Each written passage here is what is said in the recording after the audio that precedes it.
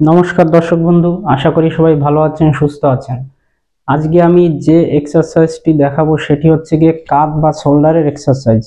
এটি যদি আমরা প্র্যাকটিস করতে পারি তবে আমাদের কাঁধের এক্সারসাইজ হবে এবং ভবিষ্যতে ব্যথা যন্ত্রণা বা ফ্রোজেন শোল্ডার হবার সম্ভাবনা কম থাকবে।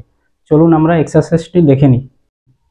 তো দর্শক বন্ধু দেখুন, আমি যোগা ম্যাটের উপর এই পজিশন নিয়ে বসে আছি, অর্থাৎ আমার বাঁ হাঁটু নিচে, বাঁ পা এবং ডান পা বা ডান হাঁটু আমার উপরে।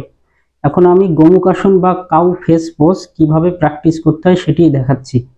সুতরাং দেখুন, আমার বাঁ পা কিন্তু নিচে, তাই আমার বাঁ হাত ফোল্ড করে আমি নিচ থেকে পেছন দিকে নেব এবং আমার ডান পা বা ডান হাঁটু উপরে, তাই আমি আমার ডান হাত ফোল্ড করে ওপর থেকে পেছন দিকে নিয়ে আঙুল মানে বাঁ হাতের আঙুল এবং ডান হাতের আঙুল একসঙ্গে লক করে স্পাইন সোজা রেখে সামনের দিকে আমি তাকিয়ে থাকব।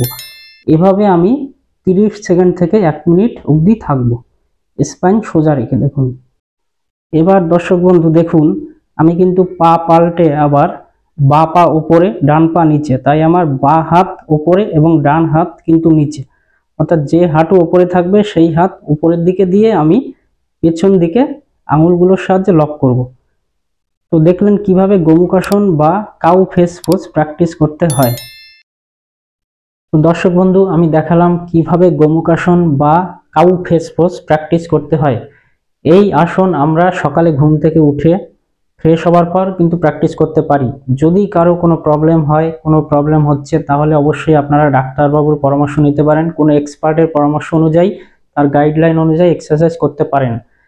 এই এক্সারসাইজ করলে কি হবে, আমাদের biceps muscle, triceps muscle, trapezius যে মাসল রয়েছে এবং আমাদের যে এখানে জয়েন্টগুলো রয়েছে, স্ক্যাপুলা রয়েছে, সেগুলো খুব ফ্লেক্সিবল হবে এবং ভবিষ্যতে কিন্তু ব্যথা জ্বালা যন্ত্রণা হবে না, হওয়ার সম্ভাবনা খুবই কম থাকবে। তাই সুস্থ অবস্থায় আমরা নিয়মিত যদি সঠিক নিয়মে প্র্যাকটিস করতে পারি গোমুখাসন, আমরা কিন্তু কাঁধের মানে যে জ্বালা যন্ত্রণা তার থেকে মুক্ত হতে পারবো।